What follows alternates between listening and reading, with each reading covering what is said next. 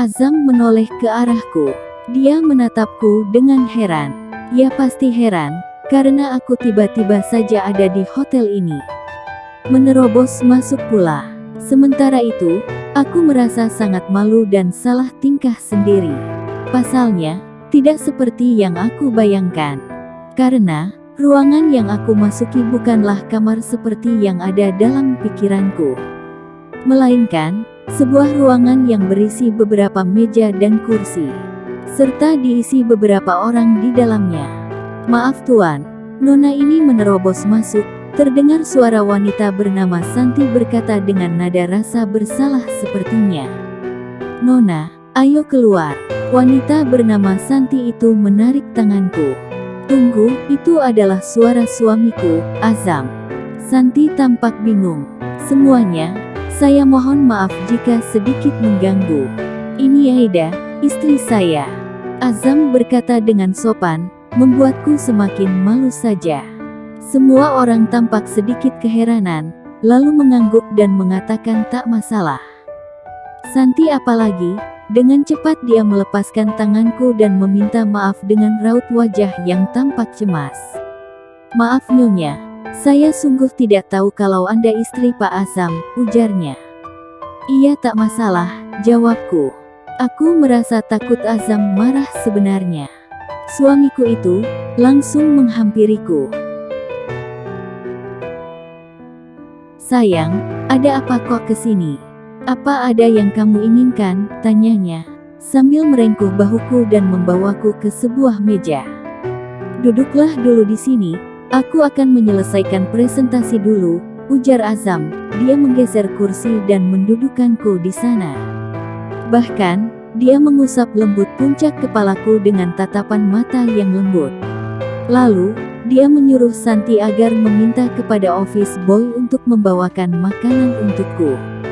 Aku hanya mengangguk tanpa berkata-kata. Aku benar-benar merasa sangat malu, karena aku sudah berpikiran buruk. Dan, karena aku sudah mengganggu pekerjaan suamiku. Kuperhatikan suamiku lekat. Dia terlihat berbeda saat bekerja, begitu berharisma dan cool. Tampan berkali-kali lipat dan membuatku semakin jatuh cinta. Selesai meeting, acara dilanjutkan dengan makan siang bersama.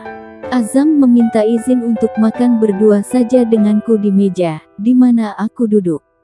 "Sayang maaf," ujarku takut-takut. Suamiku itu tersenyum. "Maaf untuk apa? Justru aku senang kamu di sini, aku jadi lebih semangat," ujar suamiku dengan senyuman lebar. Dia mengusap lembut pipiku. Kami memang duduk berdua, tapi tidak saling berhadapan, karena Azam sengaja menggeser kursinya tadi. Aku tersenyum. Kalau dia tahu yang sebenarnya bahwa aku datang karena cemburu dan sempat berpikir kalau dia sedang berselingkuh.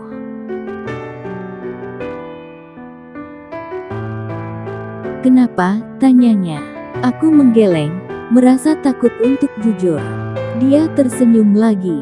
"Makanlah yang banyak, agar kamu dan anak kita sehat," lanjutnya dengan senyuman yang lembut. Aku mengangguk saja, dan langsung makan.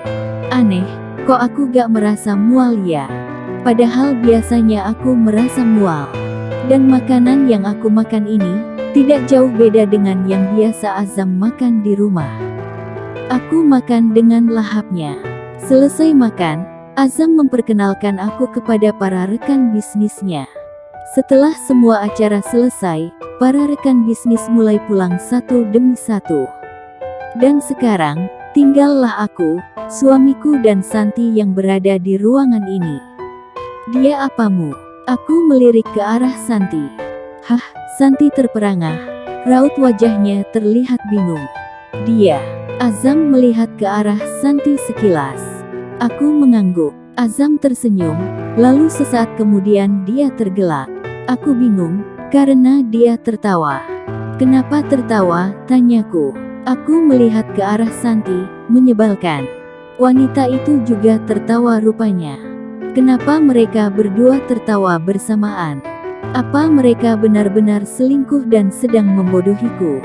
Aku berusaha menahan tangis sebisa mungkin. Merasa dikhianati dan diejek. Hei, kenapa menangis sayang? Maaf ya, maafkan aku. Apa aku menyakiti hatimu? Tanyanya. Dia memelukku erat dan mengecupi puncak kepalaku. Jangan cium aku. Nanti selingkuhanmu itu marah, ucapku lantang dan keras. Dia tertawa dan semakin mendekapku erat. Kamu cemburu padanya? Haha, artinya kamu cinta banget sama aku dong, ujarnya lembut sambil mengecup pipi kiri dan kananku. Aku memasang muka cemberut. Dia sekretaris sementaraku, besok juga udah diganti lagi. Karena besok Fadil sudah masuk lagi, ujarnya dengan lembut. Bukannya Lena. Aku masih cemberut dengan nada bicara ketus. Lena tidak bisa masuk karena anaknya sakit. Jadi, dia menunjuk Santi untuk menggantikannya sehari ini, jawabnya. Aku masih memasang raut muka cemberut untuk menutupi rasa maluku sebenarnya sih.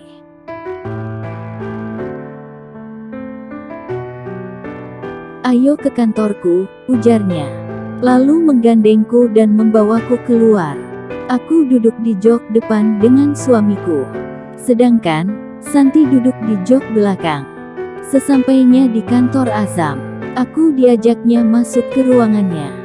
Dia bahkan meminta jangan ada yang mengganggunya sampai 2 jam ke depan. Untuk apa? Aku tidak tahu dia mau apa, kenapa meminta mengosongkan waktu 2 jam ke depan. 2 jam untuk apa?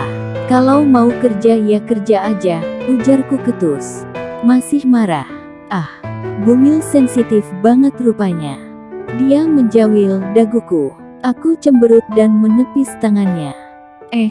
Kamu nyadar sesuatu tidak? Tanyanya, dengan wajah sumringah. Apa, ketusku? Kamu nyadar nggak dari sejak di hotel tadi sampai sekarang, kok nggak mual ya deket-deket sama aku? Dia berkata penuh heran, tapi ada senyuman yang lebar dari sudut bibirnya. Iya juga. Aku baru ngeh juga deh, ya setelah mendengar apa katanya barusan. Itu artinya aku bisa, mulai kelihatan deh wajah mesumnya itu. Aku langsung mengerucutkan bibir, paham maksudnya. Pipiku rasanya memanas. Aku langsung membalikkan tubuhku memunggunginya. Dan tiba-tiba saja, dia langsung menggendongku ala bridal style. Hei, kamu mau membawaku kemana? Bekikku, sambil melingkarkan tanganku di lehernya. Ke kamar pribadiku, sahutnya. Dan benar saja, Azam membawaku ke sebuah pintu. Dan setelah dibuka ternyata, itu adalah kamar pribadinya. Tanpa banyak bicara, dia langsung mengekekusiku. Aku mana bisa menolaknya, toh aku juga kepengen, hehehe. Dan kami pun memadu kasih penuh cinta di kamar ini. Kamar tempat istirahat suamiku Azam, pada saat berada di kantor. Setelahnya, Azam dan aku segera membersihkan diri. Wajahnya tampak bersinar, ya mungkin penuh dengan rasa bahagia karena sudah puas mendapatkan sesuatu yang selama beberapa hari ini tak biasa dia dapatkan. Tapi, anehnya, saat sampai di rumah, kepalaku kembali berdenyut saat dekat-dekat dengannya. Kami jadi bingung sendiri akhirnya. Kok gini sih? Suamiku itu bingung. Aku hanya tertawa kecil. Mana aku tahu, sahutku. Dia mendesah kesal. Lalu, masuk ke kamar mandi untuk membersihkan diri. Setelah berpakaian lengkap, dia pun berbaring di atas sofa. Maaf ya, ini mau anakmu hehehe, ujarku. Dia hanya mendengus, lalu menyembunyikan tubuhnya di dalam selimut. Aku menatapnya sambil menghela napas dalam. Anakku, kasihan papamu kalau harus tidur di sofa terus, ujarku sambil mengelus perutku dengan sayang. Jadi tidak sabar deh, ingin segera menimang anakku ini. Dia laki-laki atau perempuan ya? Tapi akan lebih menyenangkan kalau hasilnya kejutan. Aku pun berniat untuk tidak melakukan USG saja nantinya, biar menjadi kejutan untukku dan Azam nantinya. Dan malam ini, mau tidak mau suamiku itu terpaksa tidur di sofa lagi. Beberapa hari berlalu, aku semakin cemburuan saja. Aku sampai tak rela suamiku meski bicara dengan klien perempuannya. Pikiranku terus negatif, berpikir kalau suamiku itu menyukai wanita itu atau wanita itu yang menyukai suamiku. Meski sekarang Fadil sudah kembali bekerja dan menemani Azam kemanapun dia pergi. Gilanya, aku juga bahkan sampai cemburu kepada Fadil.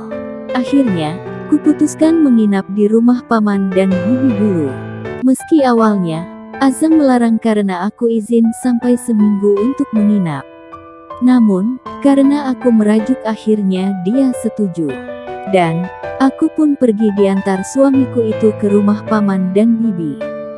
Setelah itu dia pulang lagi, karena harus bekerja. Kamu banyaklah baca Al-Quran, agar pikiranmu tenang ai. Bibi mengusap lembut kepalaku. Saat ini baru selesai salat Isya, aku curhat kepada bibiku tentang rasa cemburuku yang berlebihan semenjak tahu hamil. Sedangkan, kedua adik sepupuku malah menertawakan dan mengejekku. Dasar bucin lebay. Hahaha. Aku hanya mendengus dan merajuk kepada paman dan bibi yang sudah seperti orang tuaku sendiri itu. Banyak-banyaklah berzikir mengingat Yang Maha Kuasa, mintalah ketenangan hati dan dijauhkan dari buruk sangka, kedengkian dan kecemasan. Karena itu, sungguh datangnya dari syaitan. Paman juga memberiku nasihat. Aku memikirkan semua yang mereka katakan, dan sebelum tidur, aku melakukan salat tobat 2 rakaat, dan membaca Al-Quran terlebih dahulu. Benar saja, hatiku menjadi lebih tenang sekarang.